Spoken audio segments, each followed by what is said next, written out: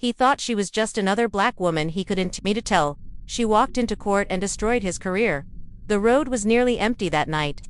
A few cars rolled past, their headlights bouncing off wet pavement. The streetlights flickered, casting long shadows over the stretch of highway outside Birmingham, Alabama.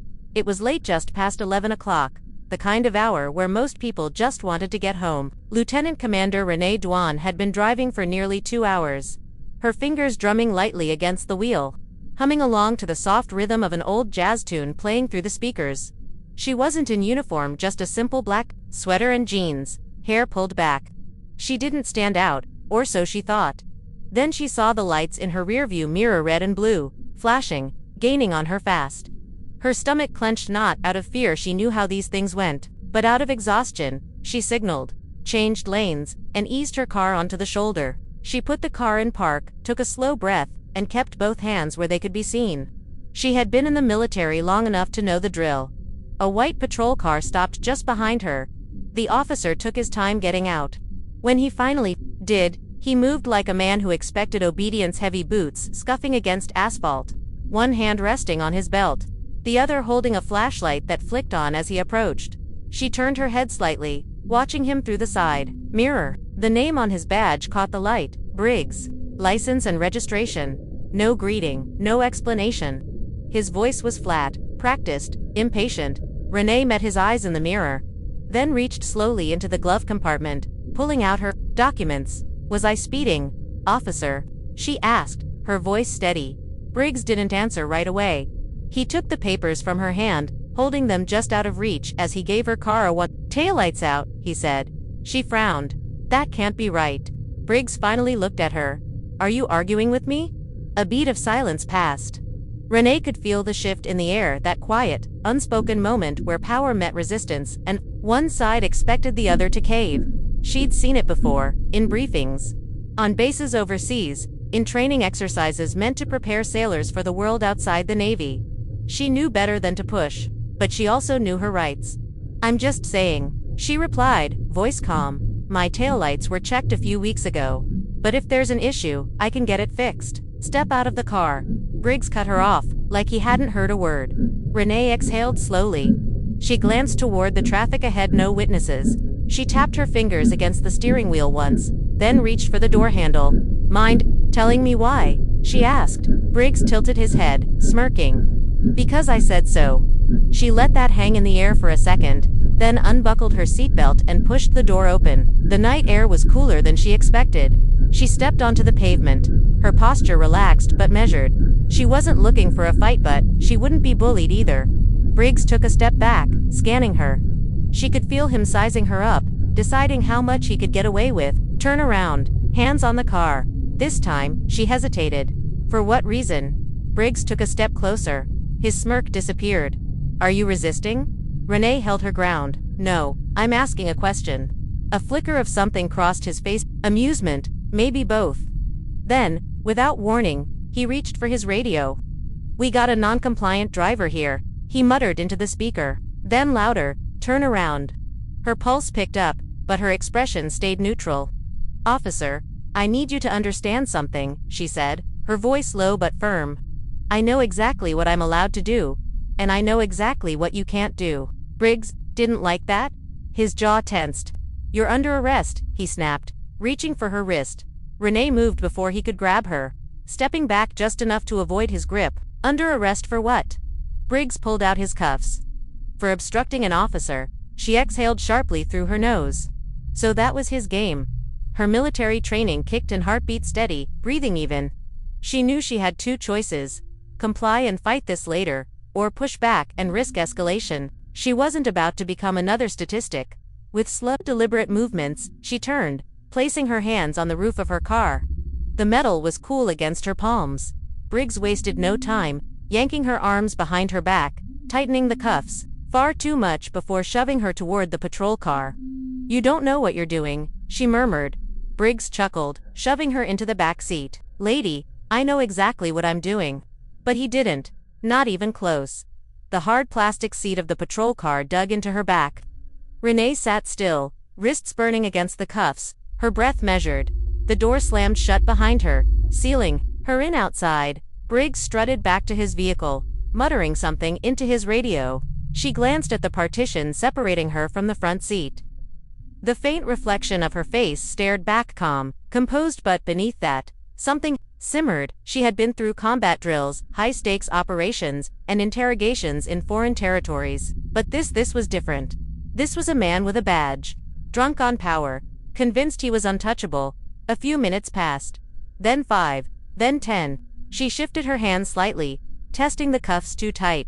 He had done it on purpose. The driver's side door swung open and Briggs slid in, whistling. Well, he muttered, pulling his seatbelt across his chest. Let's take a little ride. She didn't respond. He threw the car into gear, pulling off the shoulder and back onto the road. The patrol car lurched forward, the overhead lights still flashing. She could see the reflection of the red and blue in the side mirrors, staining the road behind them. You know, Briggs said after a moment, most people just keep their mouth shut when I tell them to step out. Renee exhaled sharply through her nose. And most officers don't arrest people for questioning a traffic stop. Briggs laughed, shaking his head. Lady, you must really think you're somebody. She looked at him through the glass. I don't think, I know. That made him pause just for a second. His knuckles flexed around the wheel, a flicker of irritation breaking through his smug exterior, but he covered it up quick. You military? He asked, his tone suddenly shifting. She didn't answer. Yeah, I figured. He went on. You got that attitude, that above the law type. He smirked. Bet you thought I'd back off if you threw that around, huh? Still, she stayed silent. Briggs clicked his tongue. Shame, he mused, shaking his head. If you'd just kept your mouth shut, we could have avoided all this. Her jaw tightened. The audacity of Itaz, if his actions were somehow her fault. The station came into view up ahead, a squat gray brick building, just off the main road. The parking lot was mostly empty. Late-night processing was slow, and for now, it looked like she was the only guest. Briggs pulled into a reserved spot near the entrance, killed the engine, and turned to look at her through the partition. Gotta say, he murmured, I do love when they make it easy. Before she could respond, he was out of the car, slamming the door behind him. A second later, her door swung open. Let's go, he ordered. Renee twisted her wrists slightly as she stepped out. The cuffs bit into her skin. He hadn't loosened them at all. She kept her head high as he led her inside past a bored-looking desk sergeant and into processing.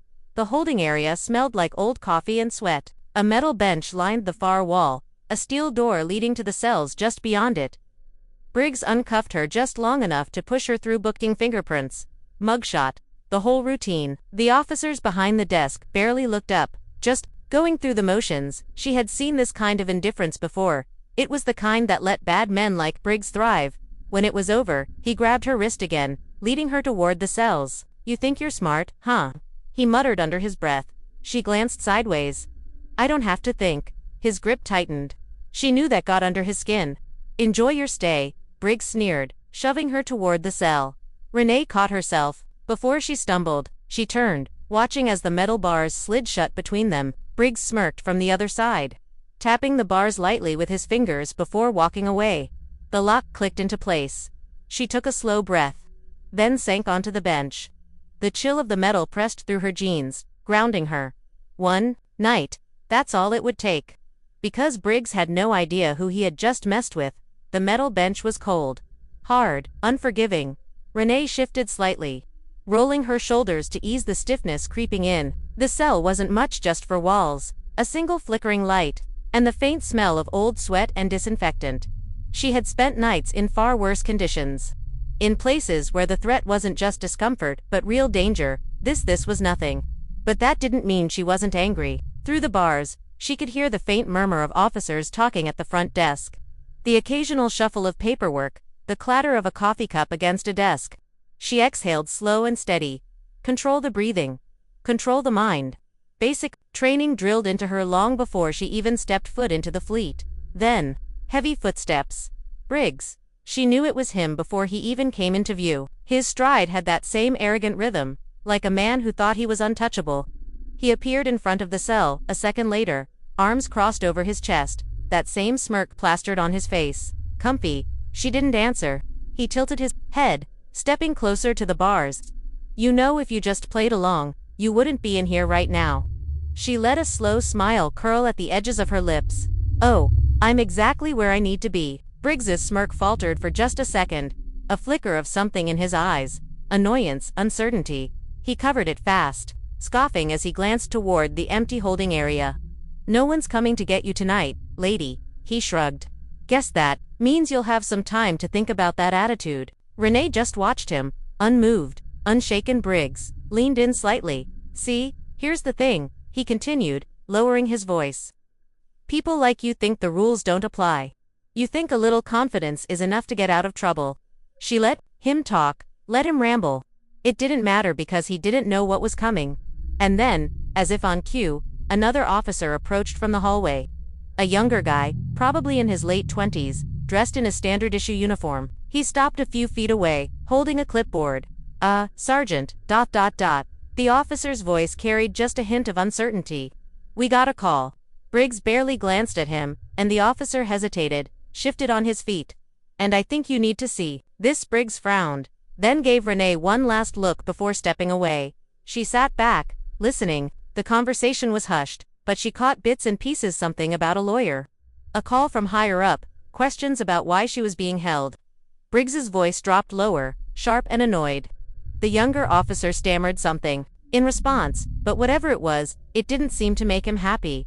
Then, heavy footsteps again. Briggs stormed back, jaw tight, hands clenched into fists at his sides. His smirk was gone. "What the hell did you do?" Renee leaned forward, resting her elbows on her knees. "I didn't do anything." She tilted her head slightly. "But people talk, and some of us have friends in very high places." Briggs's face darkened. She could see it now, that moment of realization creeping in. The shift in power. He wasn't in control anymore. He turned on his heel, muttering something under his breath, and disappeared down the hallway. Renee exhaled. It wouldn't be long now. And when the truth came out, Briggs was going to regret every single decision that led him here. Morning light spilled through the narrow windows of the courthouse, casting long streaks across the polished floors. The air inside was crispy, kind of cold that settled deep in your bones. If you sat still too long. Renee stood near the defendant's table, her posture relaxed but her eyes sharp. She wasn't in handcuffs anymore, no orange jumpsuit, no holding cell, just a well-tailored navy blue blazer, a simple blouse, and an undeniable presence. She wasn't alone. Beside her, her attorney Whitman flipped through a stack of papers, barely glancing up as people trickled into the courtroom. The woman was efficient, methodical. No wasted movements. No small talk. Renee liked that. The heavy wooden doors at the back of the courtroom swung open. Briggs walked in. He still carried himself like he owned the room, shoulders squared, chin slightly lifted. But there was a difference now, a stiffness in his step. A flicker of something in his expression that hadn't been there before. He wasn't as sure of himself anymore. Renee caught his eye. He looked away. Good. The judge entered, and the room quieted. Judge Alan Kirkland, an older man with a weary expression, adjusted his glasses as he settled in. He didn't waste time. "All right," he sighed, glancing over the case files. "Let's get to it." The prosecutor, a middle-aged man with neatly combed hair, cleared his throat. "Your Honor, we have reason to believe that the defendant, Lieutenant Commander Renee Dawson, was unlawfully detained without probable cause. Furthermore, new information suggests a pattern of misconduct involving the arresting officer, Sergeant Daniel Briggs." A murmur rippled through the room. Briggs shifted in his seat, jaw tightening. The judge peered at him over his glasses. "Sergeant Briggs, care to explain?" Briggs leaned forward, clearing his throat. "Your Honor, the defendant was uncooperative during a routine traffic stop." The prosecutor cut him off. "Uncooperative." He turned, lifting a document from the table. "Lieutenant Commander Dawson's record shows a distinguished military career, graduate of the Naval Academy. Multiple commendations. No criminal history. No outstanding citations. Are you telling me that despite all this, she was such a threat that you had to arrest her over a broken taillight?" Briggs opened his mouth, then shut it. The silence stretched. The prosecutor continued, flipping through his papers. "Additionally, an internal review of your arrest history shows a disproportionate number of traffic stops involving black drivers in this district." The murmurs grew louder. Briggs's face darkened. Judge Kirkland set his file down with a sigh. "Sergeant, I don't like what I'm hearing."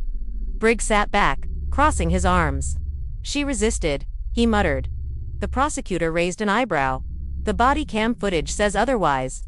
Another ripple of noise moved through the room. Briggs looked at the judge, suddenly more defensive. I was following standard procedure. Judge Kirkland wasn't buying it. He glanced toward the bailiff. Let's play the footage. A screen lowered at the front of the courtroom. A video began to play. Renee didn't turn to watch. She had lived at Briggs' barking orders, her calm voice, the unnecessary escalation, the smug way he tightened the cuffs. The room was dead silent when the footage ended. Judge Kirkland leaned forward, steepling his fingers. Sergeant Briggs, you violated protocol. You conducted an unlawful arrest, and you failed to report the full details in your initial statement. Briggs opened his mouth, but the judge wasn't done. The charges against Lieutenant Commander Dawson are hereby dismissed. His gavel came down, sharp and final, and I strongly suggest an internal investigation into Sergeant Briggs's conduct. The tension in the room snapped like a pulled rubber band. Briggs looked like he had been punched in the gut, his face flushed red, hands clenched into fists at his sides. Renee simply exhaled, slowly, controlled. She never had a doubt, as she stood. Collecting her things, she glanced toward Briggs one last time. Their eyes met. No words were exchanged. They didn't need to be, because this time, she wasn't the one who had to fight for her reputation. Briggs was. Briggs stormed out of the courtroom, his heavy footsteps echoing down the polished hallways. His face was tight, his jaw clenched. He could feel the eyes on him, other officers, court staff, even reporters who had shown up after word of the case spread. He wasn't used to this. He was used to control. Walking into a room and commanding respect or fear. But now, the power he had taken for granted felt like it was slipping through his fingers. And then came the worst part. Sergeant Briggs, a sharp voice cut through the hallway noise. He turned. Chief Eldon Baker stood with his arms crossed, his expression unreadable. The older man had been on the force for over 30 years, a respected figure in the department. His word carried weight. Briggs straightened. Sir. Baker studied him for a moment, then with a curt nod, motioned for Briggs to follow him into a private office. The door shut. The chief's tone dropped. What the hell were you thinking? Briggs exhaled sharply. I was doing my job. Your job? Baker scoffed, tossing a file onto the desk. It landed with a heavy thud. That's not what it looks like from here. The body cam footage, the arrest history. The fact that you didn't even know who you were arresting. Briggs's nostrils flared. What does that have to do with anything? Baker leaned forward. Everything. His voice was quiet but sharp. This wasn't some random woman. This was a high-ranking Navy officer. You think this is just going to disappear? Briggs looked away, grinding his teeth. She was disrespectful. She questioned you. Baker cut in. That's not a crime. Briggs scoffed, shaking his head. You don't get it. People like that. The chief's expression hardened. People like what? Briggs. Silence. Briggs swallowed but said nothing. Baker sighed, rubbing his forehead. The DA is reviewing every single one of your cases from the past 5 years. You've been flagged for racial profiling. And you better believe this department isn't going down with you. Briggs felt his stomach twist. What does that mean? Baker straightened. It means you're being put on immediate suspension. Effective now. Internal Affairs is investigating. And if they find what I think they're going to find, ... double quotes, he shook his head. Your career is over. The words hit Briggs like a punch to the gut. His face burned. This is bull. Baker held up a hand. Don't finish that sentence. His voice was ice. Pack up your desk, and if I were you, I'd get a lawyer. Briggs stood there, fists at his sides, his world unraveling in real time, and for the first time in his career, he realized he wasn't untouchable. Across town, Renee sat in a quiet cafe, stirring a cup of coffee as she scrolled through her phone. The case had already made headlines. The footage had gone viral. Lieutenant Commander, wrongfully arrested officer under investigation. She wasn't surprised. She had known from the second she stepped out of her car that night how this would go. She had seen men like Briggs before, entitled, arrogant, used to bending the law in their favor. But this time, he lost. Her phone buzzed a message from her attorney. Briggs has been suspended, might face charges. Renee took a slow sip of her coffee. Good. She glanced out the window, watching the city move on around her. The fight wasn't over, not for her, not for the people Briggs had likely hurt before. But today was a win. The crisp afternoon air carried the scent of fresh rain as Renee, stepped out of the cafe. The weight of the past 24 hours should have lingered on her shoulders, but it didn't. She walked with the same confidence she always had, head high, steps steady. Her phone buzzed again. This time, it was a number she recognized. She sighed, then answered. "Captain, Lieutenant Commander." The familiar voice greeted her. "I assume you've seen the news." "I have." A brief silence. Then, "And how are you feeling?" Renee glanced at her reflection in a nearby storefront window. She saw no signs of defeat. No cracks in her composure. "I feel like I did exactly what I was supposed to do," she replied. The captain's voice softened. "That's what I thought you'd say." A pause. "The Department of Defense has taken interest in your case. Don't be surprised if they ask you to speak on it." Renee exhaled through her nose. "Not sure I'm interested in being a headline." "You already are," the captain countered. "And whether you like it or not, what happened to you is a reflection of something bigger." She knew that. She had always known that. Briggs wasn't an isolated case. He was part of a system that had allowed officers like him to operate unchecked for years. This wasn't just about her. It was about the dozens, maybe even hundreds of people who had been in her shoes but didn't have the rank, the legal team, or the voice to fight back. Renee leaned against a streetlight, watching the traffic move by. "This isn't the first time something like this has happened," she said, "and it won't be the last." "No," the captain agreed. "But it's the first time Briggs is facing consequences, and it's because you didn't back down." Renee closed her eyes for a second, letting those words settle. She didn't back down, not when Briggs pulled her over. Not when he tried to intimidate her. Not when the cuffs tightened around her wrists. Not even when she spent the night behind bars, knowing full well the deck had been stacked against her. She had stayed firm. And now, she had one. The captain cleared his throat. "One last thing," he added. "You might be getting a call from the mayor's office." Renee's eyebrows lifted. "Oh, seems they want to recognize you for handling the situation with professionalism and grace." She smirked. "Now that's ironic." The captain chuckled. "You going to accept it?" Renee thought for a moment, then shrugged. "I'll think about it." She ended the call and tucked her phone back into her pocket. Across the street, a mother walked with her young son, his small hand wrapped tightly around hers. He was laughing about something carefree, full of life. Renee watched them for a moment. The next generation. She had fought for herself, yes, but she had also fought for him, for every black boy and girl who deserved to grow up in a world where men like Briggs couldn't wield their badges like weapons. She took a deep breath. And then she walked away, her steps firm, her purpose clear, because this fight wasn't just hers. It never had been. Power unchecked is power abused, and the only way to change the system is to hold it accountable. What happened to Renee happens to people, everyday people, who don't have the privilege of rank, connections, or evidence to back them up. That's why it's important to speak up, to demand change, to refuse to stay silent. If this story made you think, share it. If it made you angry, talk about it. And if it made you realize how much work is left to do, stay engaged. Because real change starts with real conversations.